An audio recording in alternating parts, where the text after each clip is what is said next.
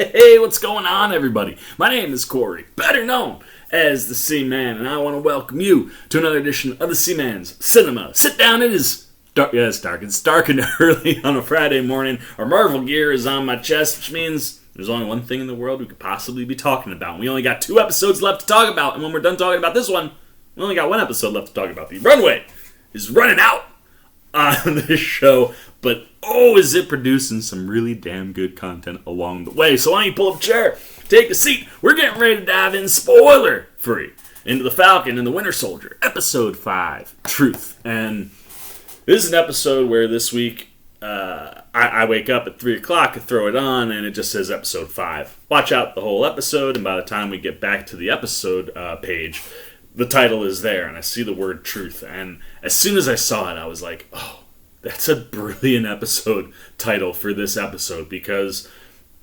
this episode is all about truth. And it's about truth for pretty much all of our characters, at least our major players. Like our four main characters that we've kind of been following throughout this whole series.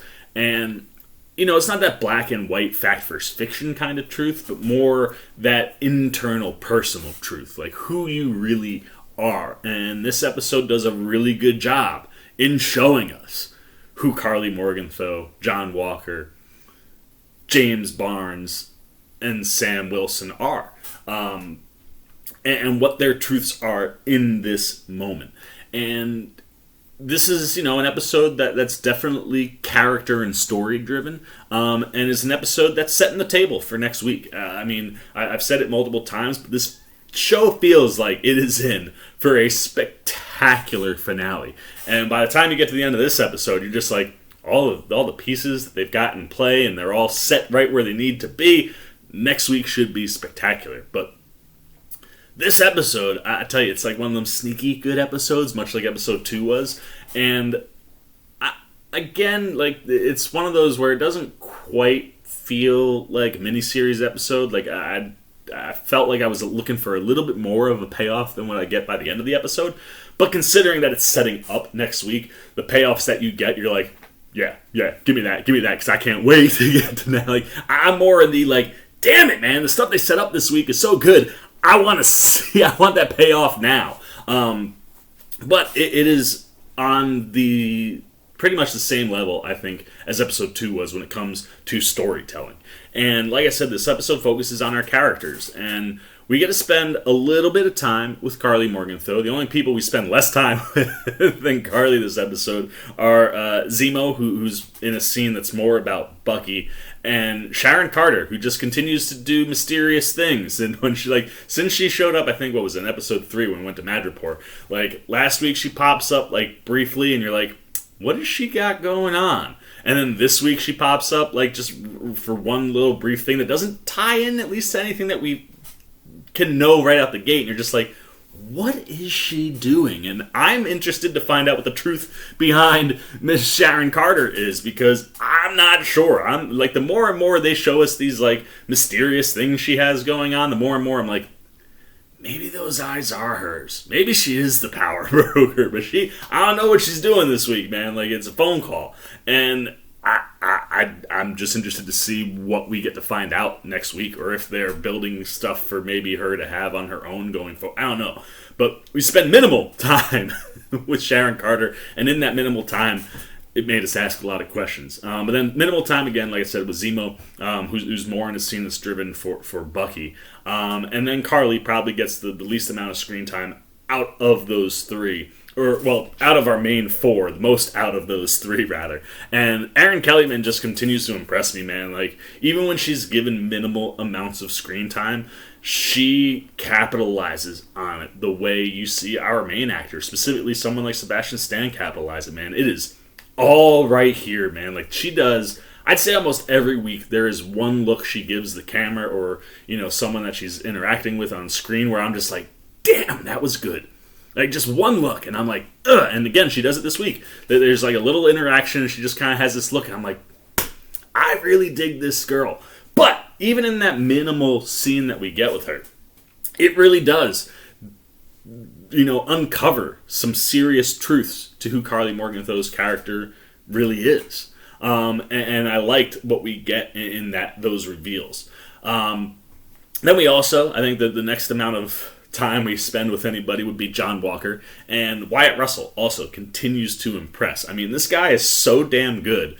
Like, people actually like hate him and like are saying like not nice things on social media about Wyatt Russell because he's playing John Walker so damn good. Like, he is so hateable, but at the same time, like, there is an element to the character that you can understand. Like, it's all the way in the back. Like, if there's a line of things about John Walker, the part that you can empathize and understand with is all the way at the back. That dislike. I mean, Wyatt Russell has really done a good job of making us not like or trust John Walker. And performance-wise, he's been fantastic. And this week might be some of the best performance we've seen from him. I mean, coming out of how last week ended, you'd imagine there'd be some meat on the bones for him. And there's like 3 times where we jump to him throughout the episode. And each of them as an integral piece into setting up what John Walker's truth is ultimately going to be. And I like what they're building and setting up for the character going into the finale. And like I said, we get a little bit of a peek behind the curtain into what John Walker's ultimate truth will be. But this episode, shocker, really focuses on our titular characters, the Falcon and the Winter Soldier, and the Falcon more so. So we'll start with Sebastian Stan. And the Winter Soldier, he is, like I said, this episode is really driven through Sam. So Bucky, is kind of on the periphery. But the times that we get with Bucky, again, speak to what his truth is. We get to kind of start to understand some more things about Bucky. And particularly, why he feels the way he feels when it comes to the S.H.I.E.L.D. and Sam. And we get to finally get some resolution in there. And there's several wonderful moments with the two of them. I mean, their chemistry on screen is just so damn good. I mean, there's a scene, we go back to New Orleans for a little bit. There's a scene down by the boat, and there's a scene out in the yard. And both, like, these two guys, it's like one of those, like, you could just see Kevin Feige sitting, like, on set one day and just seeing those two interact with each other and going, we're going to give them a show because they're so good together. And the way that their stories have been intertwined and the way that their stories bounce and play off of each other this episode to reveal the truths of those characters, I really dug that stuff. And Stan, again, doesn't necessarily have a ton to say, but man, does he speak so loud through his body language. I mean, the looks that Sebastian Stan gives. I mean, I've said it from week 1. His facial acting is off the charts good, man. And like, there's looks that you get at like the beginning of the episode with that scene with Zemo that build all the way to the end, and you're just like, you see this whole progression of the character just right through here. It's crazy how good Stan has been. And it feels like, we still have a couple story beats for the Winter Soldier that I think will probably hit toward the end of the finale. And those will probably hit the way some of the Sam beats hit this week. But that's because a lot of the material this week is based around Sam. And we get an opening action sequence that's just fantastic, and I love how Sam uses the wings. Like, the inventive ways in which he utilizes the wings to protect himself or get himself out of jams or help himself in a fight just continues to astound me. And that was that opening scene was so important to this episode because it's an episode rooted in story, and it's very character driven. So you wanted that little bit, and like the little bit of action we got, oh man, there is some cool stuff in that opening scene, and just it has me excited for what we could see in the finale. But when it comes to Sam's character, Mackey's phenomenal this whole episode. I mean, this is definitely the best performance that we've gotten from Mackie, and it plays into all the things that he's really good at, when it comes to the character of Sam being someone who can interact with veterans and, understand elements of them, from a healing standpoint. that like piece of Sam really plays into how he has certain conversations this week. He has a couple conversations where that bit of him really comes into play, and anytime Mackie is doing that type of stuff on screen, he really, really pops. But like I said, there's a real internal struggle and search going on in Sam in this episode, and you just see it throughout with Mackie's performance. I mean, from the subtle little nuanced looks. I mean, I'm not saying he's Sebastian Stan level, but there's a conversation he has, in the middle of the episode where he's digesting a lot of stuff. And in that moment, like, Mackie's so good, man. And then when you let Mackie be around his family, Sam be around his family, that's another place that Mackie really, really thrives. The just little interactions that he has with his sister or his nephews in the episode, like, it's small and it's like inconsequential, but he pops big time in all those moments. And I just really dug where the story went that allowed Mackie to deliver really good performance, but where it takes the character of Sam. Sam does some soul searching this episode, and he continues to get outside voices from everywhere about what he should have done with the shield and what should ultimately happen to the shield and the mantle of Captain America and what it means. And there's a moment that I don't even think Sam is around for. It's a Bucky moment. But Stan gets some, like I said, his facial acting is so good. He gets some wonderful moments, specifically with Zemo, with Sam's nephews, and with Sam's sister. And nothing fishy going on with Sam's sister, but there is a moment that just made me smile because the way Stan delivered it. But it's in that one moment with Sam's nephews where you get a different understanding or a different perspective on that whole concept of the mantle. And I liked watching how Sam kind of takes all of these things and all the things that have been given to him and thrown at him the whole, series so far, and how he digests it to start to break through to what is ultimately going to be this character, I think, moving forward. This is going to be that episode where, when we see where Sam ends up, going forward, where we'll look back and we'll go, remember that episode? That was the one where it happened. Where it finally clicked, and now we can start building that next step for him. And I loved all that stuff. All that stuff was really, really good.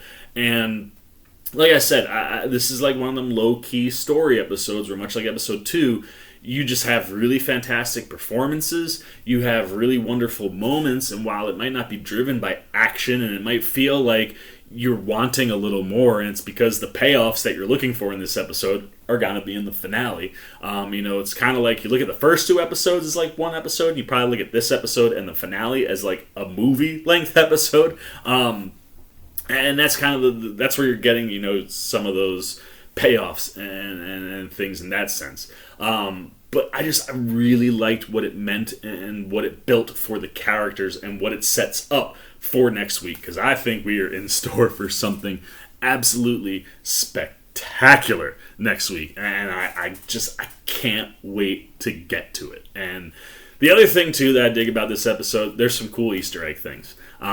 There's one particular character who shows up where I was like, I did a double whoa. I was like, oh man, I know that actor. Holy cow, didn't know that they were going to be in this. And then when they said the name, I was like, that name sounds eerily familiar. And then, you pull out the old Google machine because my brain don't fire at 3 o'clock in the morning. I was like, yeah, it says that is a name that should ring a bell. And, there's one other, I guess, Easter egg kind of thing in that conversation that Sam has in the middle of the episode.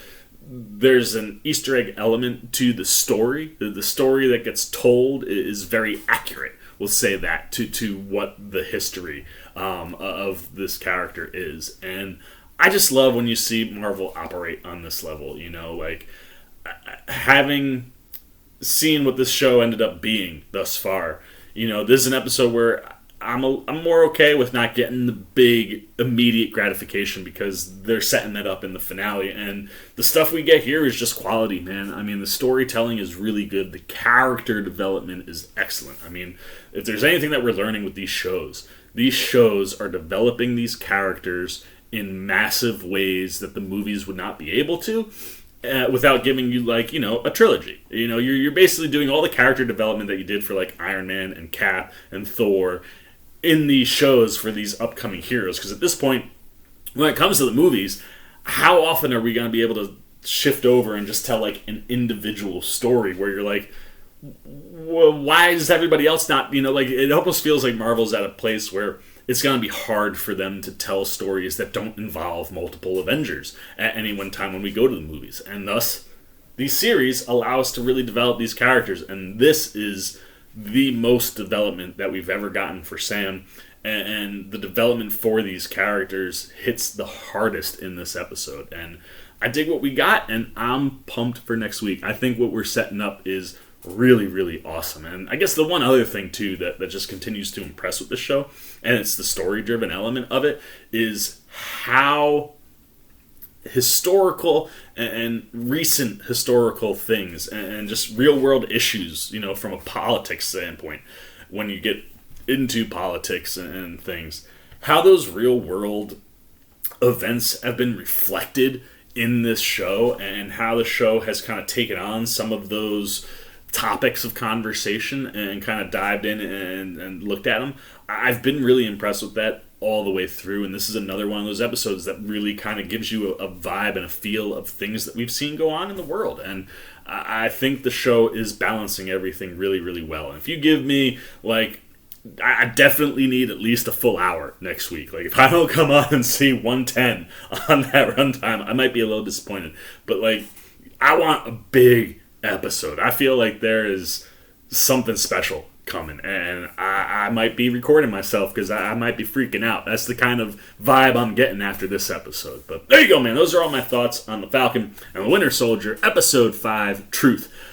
We certainly learned some truth about our characters, and it's just another one of those episodes where you really get to enjoy watching our actors act and their characters get developed, and I'm pumped for next week. So those are all my thoughts, man. Now I want to know what you're thinking. Now, what'd you think of Episode 5? If you had a chance to see it, no spoilers, but, you know, did you dig this episode? Like I said, it doesn't quite pop, you know, specifically like the way last week did, but there's good stuff in there. So what was working and not working for you this week? Keep it spoiler free. If you haven't watched the episode, I hope I psyched you up a little bit, man. You know, not blow your hair back stuff. But like I said, really, really good character development and story stuff. And if that's stuff that you're here for, let me know if I got you excited when you're watching the episode, what you're looking forward to this week, and yeah, everything you got to say, man. Keep it spoiler free, but put it all down in the comments section. Look forward to talking to you guys down there. As always, if you enjoyed this video, please give me a thumbs up. And if you're new, you want to come hang out with the C-Man anytime, we're talking TV, movies, trailers, the finale for the Falcon and the Winter Soldier. Spoilers for today's episode. You haven't yet, come join C-Maniac Nation, man. Jump over there, hit that subscribe button, hit that little bell if you want those alerts. Until next time, when we are talking spoilers for the Falcon and the Winter Soldier. For the C-Man Cinema, sit down. I've been the C-Man. I'm signing off. Peace! Oh, hey, what's going on? You must be sticking around because you're looking for more content featuring this guy. Well, guess what? You're in the right place. You can check out more videos right here and right here. And if you have and you want to come join that C-Maniac Nation, you can hit that subscribe right over there.